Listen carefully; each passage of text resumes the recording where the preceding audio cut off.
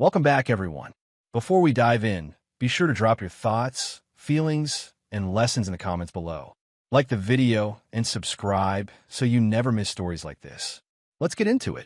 The cruelest thing my girlfriend, Celine Hart, ever did was stand in our Baltimore apartment doorway with my duffel bag at her feet, look me up and down like I was a stain she was finally scrubbing out, and say, "Where would you even go?" Not "Are you okay?" Not "Please don't leave," just a question designed to remind me she had built my life into a corner. She said it with a small smile, like she was proud of the trap. Then she nudged a plain envelope across the counter with one finger, like I was being served. Here's how it happened. My name is Malcolm Reed. I'm 35, black, born and raised between Prince George's County and Baltimore, and I work in operations for a medical supply distributor that runs routes up and down the I-95 corridor. I used to think love was the steady choice you made every day. Not the grand gesture, not the apology after a blow-up, just the quiet building of a home with someone who wanted to build with you too. When I met Celine, she felt like ambition with a pulse, polished, quick, always a plan, always moving. I mistook her momentum for commitment. We met at a friend's birthday dinner in Harbor East. Celine wore a cream blazer and talked about her job in HR like it was a chessboard she understood better than anyone else. She asked questions the way people do when they want to learn your weak spots and your strengths at the same time. I liked that she listened. She laughed easily. And when she followed me outside afterward to say she had a good time talking to me, I felt that rare relief of being chosen on purpose. We started dating, and it moved quickly, but it didn't feel reckless at first. The early months were simple. She'd come to my place after work with takeout from Little Italy or grocery bags and a list of meals she wanted to try. She talked about us like it was already decided. She'd ask about my childhood, my mother, what kind of husband I imagined being someday. That kind of attention is intoxicating when you are a steady man who has spent years being the dependable one. I started letting my routines bend around her. I started leaving space for her everywhere. Celine's apartment lease was ending, and my building had a unit opening up in the same complex. She framed moving in like a practical step. Lower combined costs, shorter commute, more time together. She said she wanted to do life with me, and I believed her because she sounded so sure. I also believed her because in those months she never raised her voice at me. Her control didn't come out as yelling. It came as decisions made while I was still trying to be reasonable. The first time I felt a shift was small. We sat at my kitchen table, and she asked to see my budget. Not in a nosy way. She said she called it planning for our future. I showed her because I didn't think I had anything to hide. I thought transparency was respect. She praised how organized I was, then suggested we simplify by using one joint account for bills so nothing slips. I hesitated, and she touched my hand and said, "Malcolm, you're not married to your money. You're building a home with me." That line made me feel guilty for pausing. I agreed to a joint bill account, keeping my separate account for my paycheck. 2 months later, she suggested my direct deposit go into the joint account because the rent and utilities came out of it and it would reduce transfers. I said I'd think about it. She got quiet, then smiled like she was being patient with a child. "You're so afraid of being vulnerable," she said. "Do you want to be my partner or not?" I remember agreeing just to end the tension. I didn't see that the tension was the tool. When we moved into the new unit, Celine offered to handle the lease paperwork because she said she had experience. I sat beside her as she filled things out, and at one point she paused, then said the property manager had suggested keeping only one name on the lease to make renewals easier. I didn't like it, but Celine made it sound temporary, like a clerical choice. "You're here, Malcolm," she said. "A paper doesn't change that." I let it go because I didn't want to argue over something that felt small. That was the first brick in the wall. 6 months in, Celine started talking to me like I was always one mistake away from messing everything up.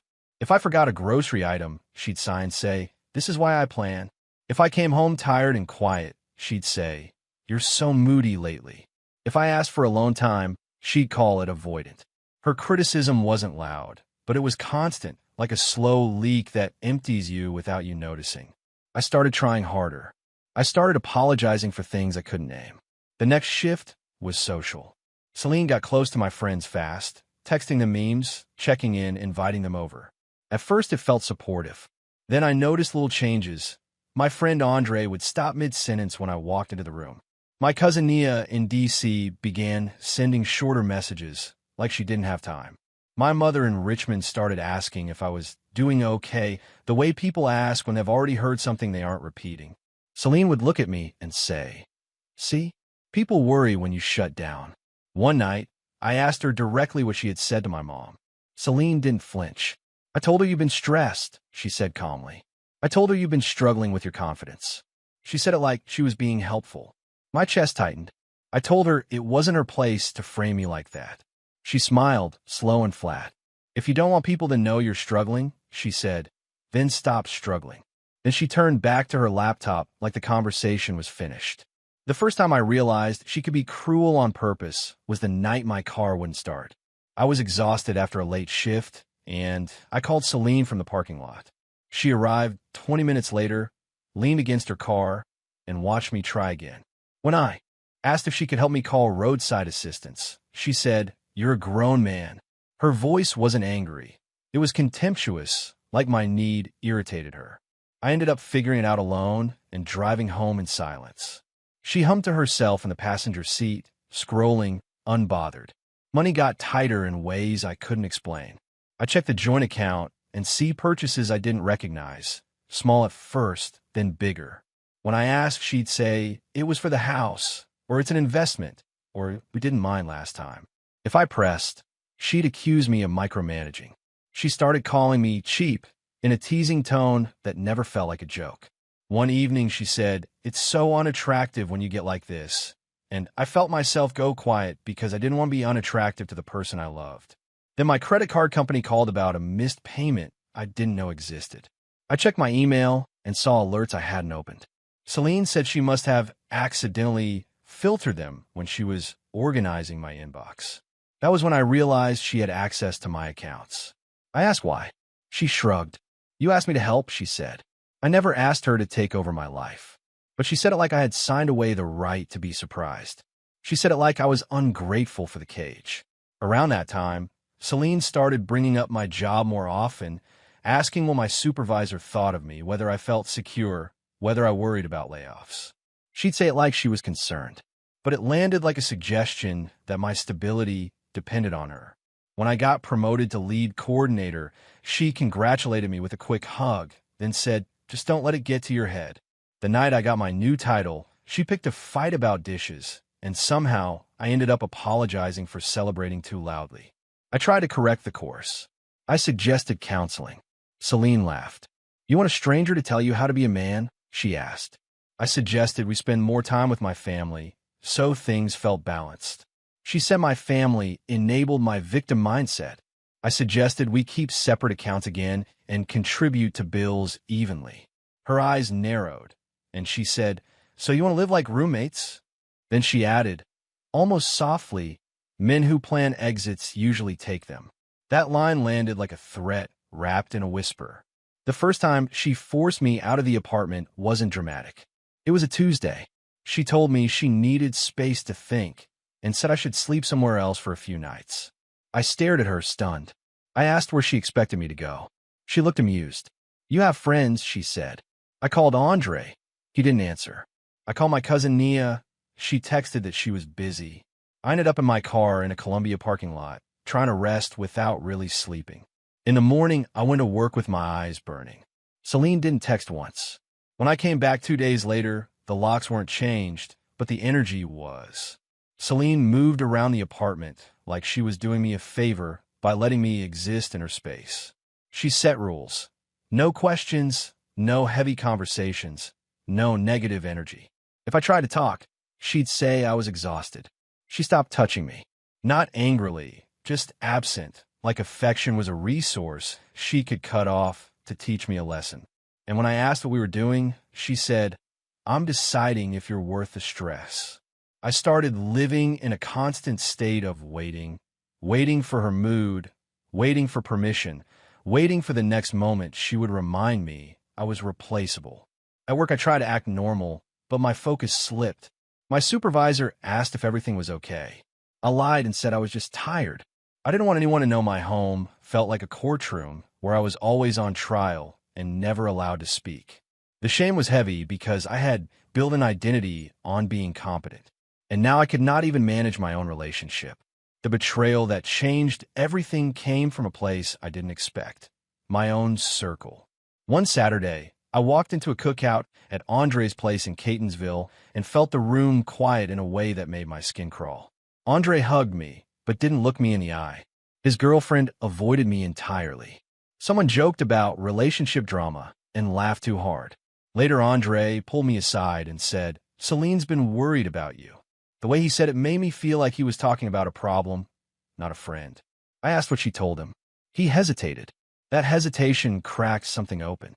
When I pressed Andre, he finally admitted Celine had told him I was unpredictable, that I had anger issues, that I might do something if she tried to leave. I felt sick. I asked Andre if he believed that. He didn't answer directly. He said, "I just want everybody safe." That sentence hit like a slap. I walked out of the cookout and sat in my car, hands shaking, trying to understand how Celine had turned my own people into witnesses against me. She hadn't just isolated me. She had contaminated me in their eyes. That night, I confronted her. Celine didn't deny it. She didn't even look guilty. She leaned against the kitchen counter, arms folded, and said, "I told them the truth. If it makes you uncomfortable, maybe you should change." I asked her why she would paint me as dangerous. She shrugged. "It keeps things calm," she said, as if reputation was a leash. Then she added, almost bored, "You're not leaving anyway." That was the moment something in me went cold. Not rage, not revenge, just clarity. I realized she had been working from the assumption I was trapped. I started paying attention like a man who had finally accepted he was in trouble. I checked bank statements carefully. I found charges tied to subscriptions I never agreed to and cash withdrawals I could not explain. I checked my credit report and saw a store card open in my name. When I asked Celine about it, she said it was for home stuff, then rolled her eyes and said, "Do you want receipts for everything?" I said yes. She laughed. "You are not built for adulthood," she said. She didn't know that sentence pushed me into action. The next morning, I went to my lunch break and sat in my car with my phone and my hands steady for the first time in months. I called my bank and asked how to separate accounts. I called my credit card company and asked about unauthorized activity. I froze my credit. Each call was humiliating because I felt like I was admitting failure. But each call also felt like pulling air into a room that had been sealed shut. By the end of that week, I opened a new bank account only in my name, rerouted my direct deposit, and changed every password I could remember. I didn't tell Celine. I moved quietly because I understood now that any warning would trigger her to tighten the trap. I began moving my important documents, passport, birth certificate, social security card, into a locked drawer in my office. I took photos of statements. I printed records. I started a plain notebook and wrote down dates, times, and things she said. Not because I wanted drama, but because I wanted reality. When someone has been rewriting your life, you need evidence just to trust your own memory. I also looked for a place to live. Not a brand new apartment, not a flex, just a clean, small one-bedroom in Columbia, Maryland, close enough to commute, but far enough to breathe. I toured it on a weekday morning, signed the lease with my own money, and felt my throat tighten when I held the keys. I sat in the empty unit for 15 minutes, listening to the silence. It didn't feel lonely. It felt honest. The only person who knew was the leasing agent and my attorney, because by then I had decided to speak to someone who understood the legal edges of what was happening. The attorney, Renee Whitaker, was a black woman in her 40s with a calm voice and eyes that didn't soften when I tried to minimize what had happened. I told her I wasn't married. I told her it was just my girlfriend. I told her it probably wasn't that serious. She listened, then said, "It's serious if your identity and finances are being used against you." She told me what I could document and what steps were legitimate. She didn't promise revenge. She promised structure. And that was the first time in a long time I felt like a grown man again. Celine noticed my distance and tried a new approach, sweetness. She cooked dinner. She called me baby with a softness I hadn't heard in months. She asked if I was okay and touched my arm as if we were normal. For one evening, I almost wanted to believe it. Then she asked, casually, if I could increase my contribution to the bills because she had a lot going on. The timing was too perfect. The affection felt like a transaction. I told her I'd look at the numbers later. Her smile stayed, but her eyes hardened. "Don't start acting weird," she said. "I don't have patience for that." 2 days later, she forced me out again, more aggressively. She said she wanted me gone for the weekend because she needed to reset. When I asked if she was having someone over, she gave me a look that said my question was beneath her. "Even if I was," she said, "what would you do about it?" My face got hot. I said I live there too. She pointed at the lease folder in the drawer and said, "Do you?" And she opened the front door and waited. I walked out because I could feel how close the situation was to becoming something she could weaponize even more. I drove to my new place in Colombia and sat on the floor, shaking. That weekend, I cried in a way I hadn't cried since I was a kid. Not loud, not dramatic, just silent tears in an empty apartment, feeling the weight of how far I had let things go. I thought about how I had tried to be loving and got called weak.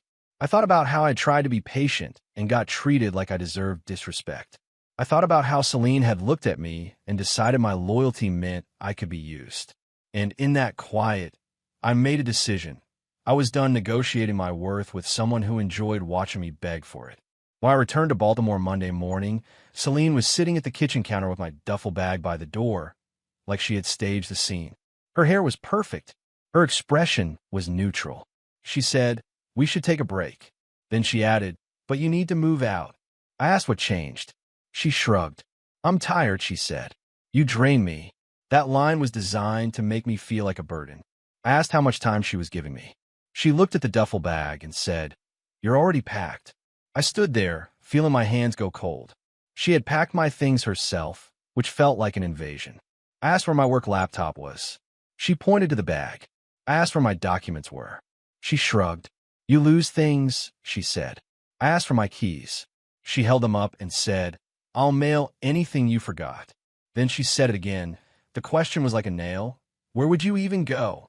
This time she said it with satisfaction. It wasn't a curiosity. It was dominance. I didn't argue. I didn't plead. I took a breath and walked to the counter. I placed the plain envelope down in front of her. No dramatic throw, no shaking hands. Just paper meeting wood. Celine looked at it like it was a joke. "What's that?" she asked. I said, "Open it." She smirked, tore it open, and began reading. I watched her eyes move across the pages. I watched the smirk flatten. Not into guilt. Celine didn't do guilt, but into calculation. She flipped to the next page faster, then the next, like she could outrun what she was seeing. Inside was a notarized notice that I had separated my financial obligations from any shared accounts tied to my identity. A demand letter documenting unauthorized activity and confirmation that a formal fraud report had been filed and received. It was not revenge. It was a boundary with teeth. Celine's jaw tightened. She looked up at me and said, "You're bluffing." I didn't respond. She read again, slower. Then she threw the papers on the counter and said, "You're trying to ruin me." Her voice rose, but her eyes stayed dry. No remorse. Only anger that I had moved without her permission. "You don't have a backbone," she said, leaning forward. "You won't follow through." I looked at her and realized she truly believed that.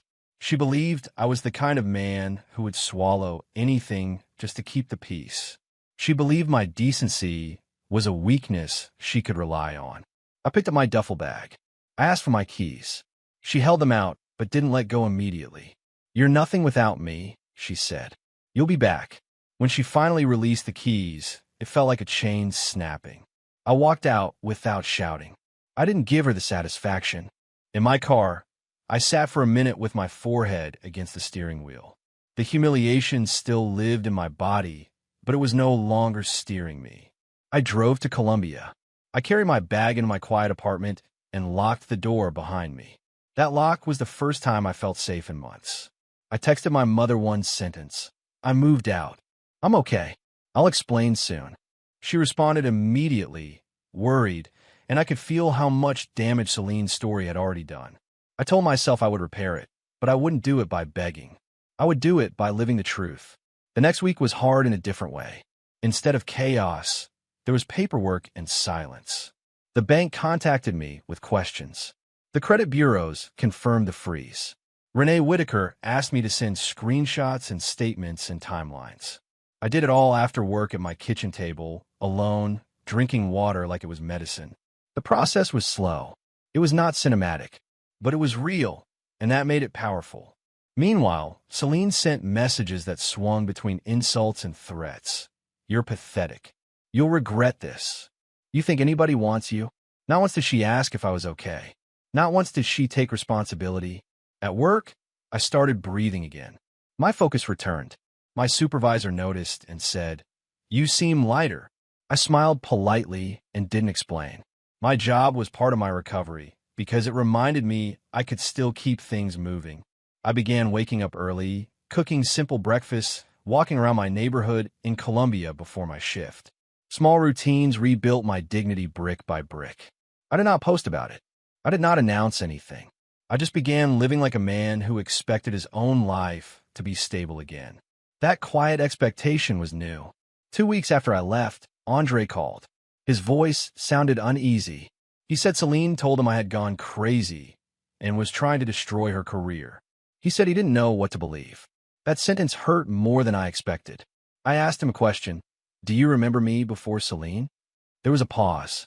I told him I had documentation and legal counsel. I didn't beg him to pick my side.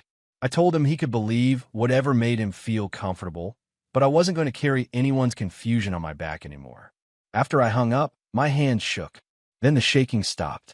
Celine's karma arrived the way it often does in real life. Not as a dramatic downfall, but as the consequences of her own choices finally catching up. The joint account was flagged during the investigation, and the bank began asking her questions she could not charm away.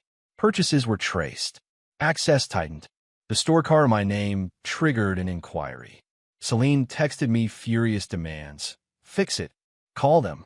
Tell them you made a mistake. It was almost laughable how she expected me to clean up what she had done. When I didn't respond, she sent a voice note calling me a coward. Her lack of remorse was consistent, even when the floor under her shifted.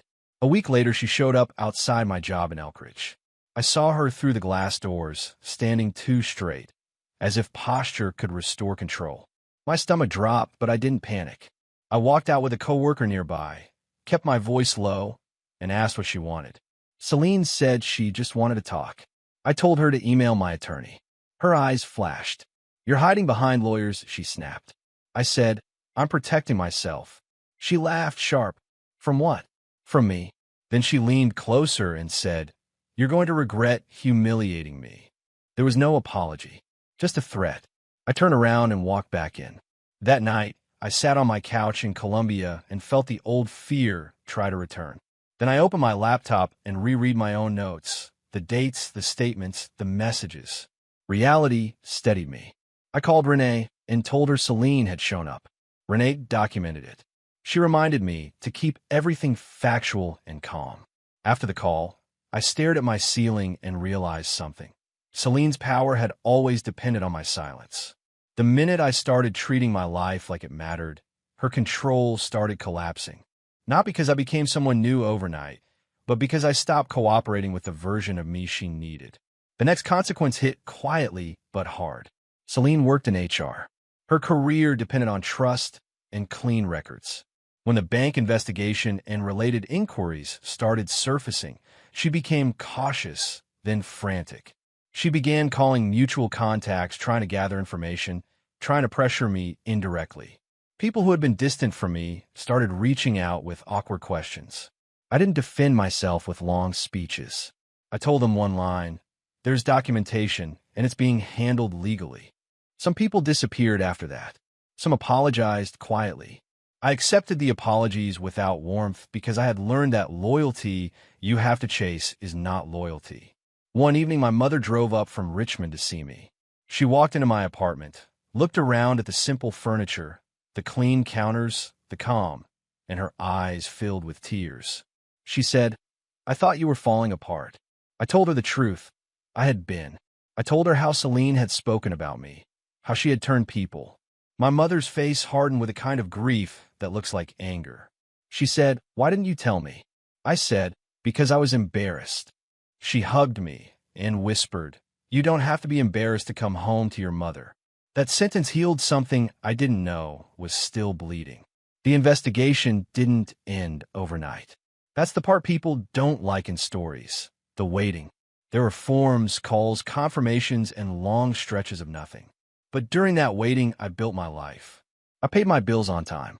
I saved money. I rebuilt my credit slowly, the responsible way. I started training for a better role at work, taking a certification course on weekends. I didn't do it to prove anything to Celine. I did it because I wanted my life to be mine again, not a reaction to someone else's cruelty. Success, I learned, can be quiet and still feel like justice. Celine kept trying to regain leverage. She texted late at night, "You miss me." She texted early in the morning, "You're nothing." She sent long paragraphs accusing me of betrayal. Not once did she say, "I'm sorry I hurt you." When I blocked her number, she emailed me. When I filtered her email, she contacted my cousin. When my cousin didn't respond, Celine posted vague quotes online about men who destroy women when they can't control them. I didn't respond.